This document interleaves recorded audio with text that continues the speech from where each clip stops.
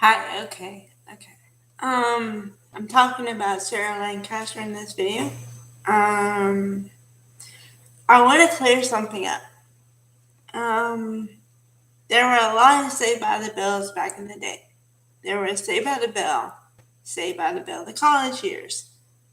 And then there was Saved by the Bell Hawaiian Style, which was a movie, but it was a continuation of the Saved by the Bell story a little bit. And then there was Saved by the Bell the New Class, which introduced all new characters.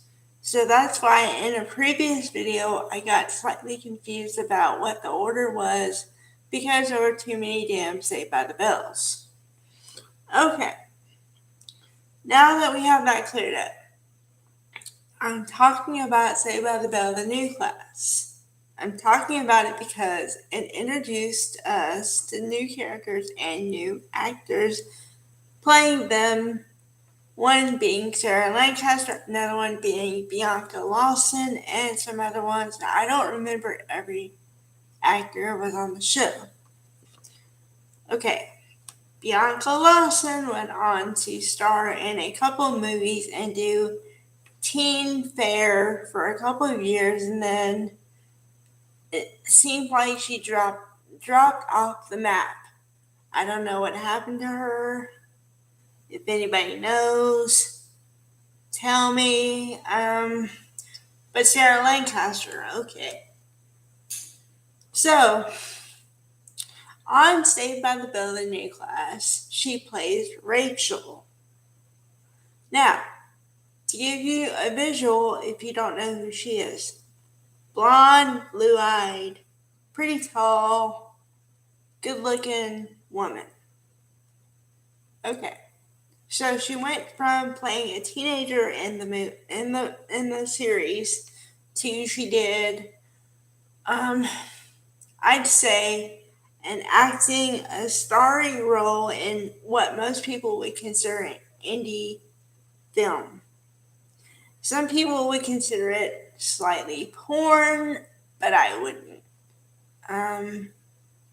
Because the name of it is called Living with the Enemy, but it's not at all what it seems like. It's a romantic drama and with some suspense thrown in there, but very little. A lot of people don't like it because there's a lot of simulated sex scenes in it. And apparently they don't like that kind of thing in a movie. I don't mind it because,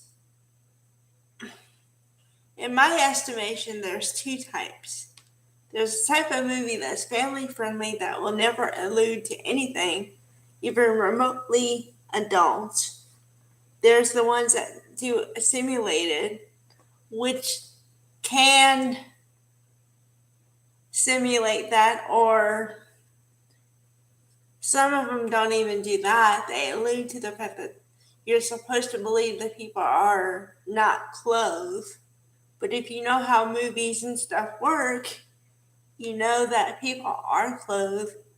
It's never truly nudity unless you're talking about people who happen to be married to each other, in which case they can do whatever they want because they're married to each other.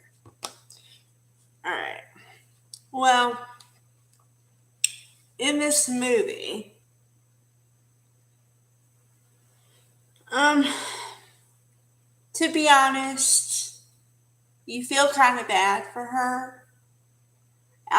She plays Allison Connor Lauder because she gets married to the main guy. But I'll get there. The reason why you feel bad for her is because she was going to school. The story is she was going to college.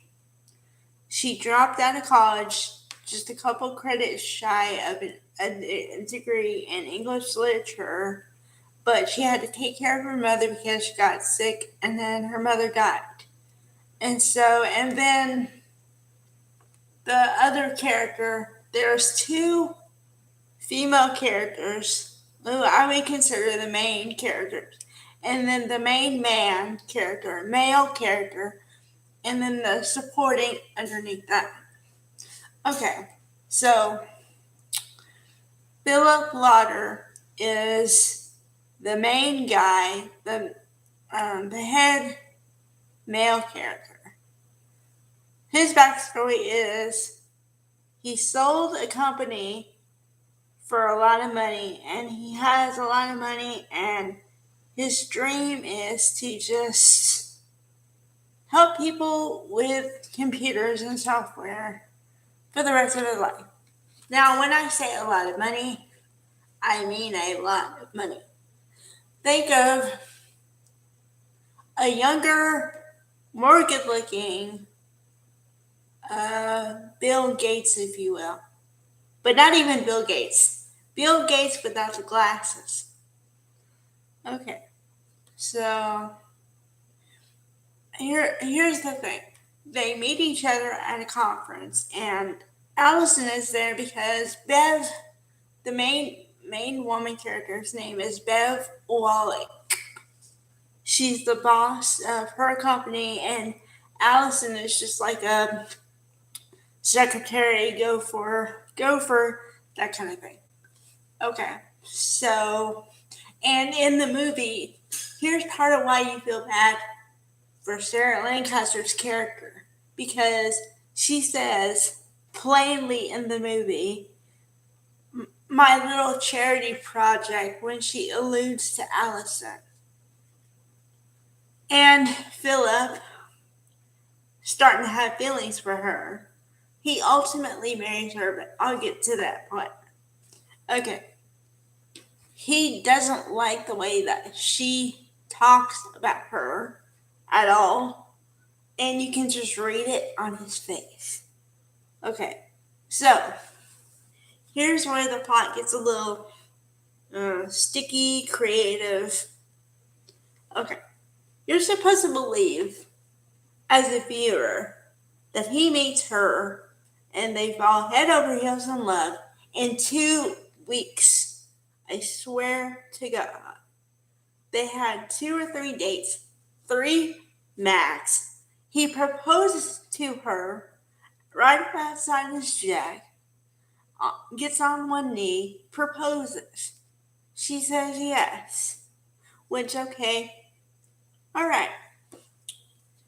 So then he basically, they don't show the conversation between Bev and Philip, but I can imagine that there was some adult language in that conversation. And then it just cuts to him sweeping Allison off her feet, and they're in their house or whatever now, and he's talking about how he wants to honeymoon in the Swiss Alps. And the plot goes down from there. Now granted, this is a woman who has met and married a man she's known for maybe a month. And now these people are after him and her, kind of, but more him, because he lost his first wife, or the one she thought was his first wife, to, she died. Okay? But it's not until you get into the crux of the movie that you understand why she died. She died because somebody took her from the ranch, killed her, and asked for a ransom, hoping they would get the money, and making him Philip believe that if he paid the ransom, they would give her Monique, that's his wife's name, back to him if he gave them the money. Okay, that didn't happen. They recovered her dead. Okay, so the rest of the movie is what happens when they're trying to kill him and kind of kill her too, because she turns into what they consider a Nancy Drew trophy wife and starts uncovering all the secrets that this thing has been trying to hold for years. Now, Philip is not involved in the killing. There is killing, but he's not involved. There's another guy that's like his second in command that's doing all the killing. Now, he finally uncovers it, or she uncovers it, and he says, I didn't think you actually killed people to get where we are. And he says, the other guy says, if you make that much money, there has to be some blood involved. Okay, so it's not as gory as it sounds, and it's not really. It's a little suspenseful, yeah, if it's your first time watching it, but it's not that bad. Alright.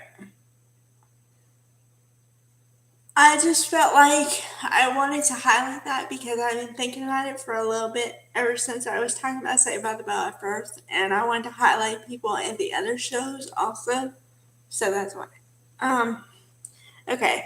Hope you enjoy. Subscribe if you want. Bye.